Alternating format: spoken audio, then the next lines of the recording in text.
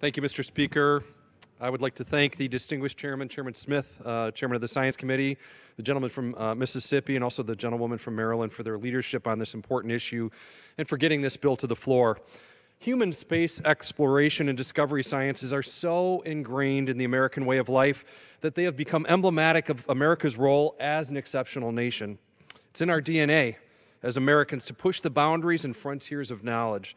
And when we continue to develop the technologies and expertise to do this, there is no way to measure the potential benefit in spin-offs that we will reap. That is why I rise today to support H.R. 810. This legislation would authorize programs within the National Aeronautics and Space Administration, keeping in place our commitment for space exploration and prioritizing work on the Space Launch System, Orion, and a commercial crew system so we can carry our own astronauts to and from the space station. This legislation makes it clear that Mars is the focal point and our next step. If the administration prioritizes their activities properly, it is realistic to have a manned Mars flyby mission in 2021.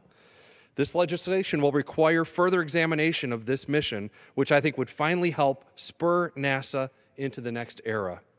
And perhaps more importantly, this is the kind of mission that would get children to start dreaming about being an astronaut again.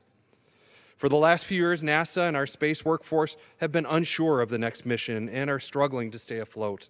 Without a bold, long-term commitment to NASA's core mission, our workforce has been scrambling to find short-term goals to keep programs alive. We need to be doing more than this if we want our nation to realize the full capabilities we have in space.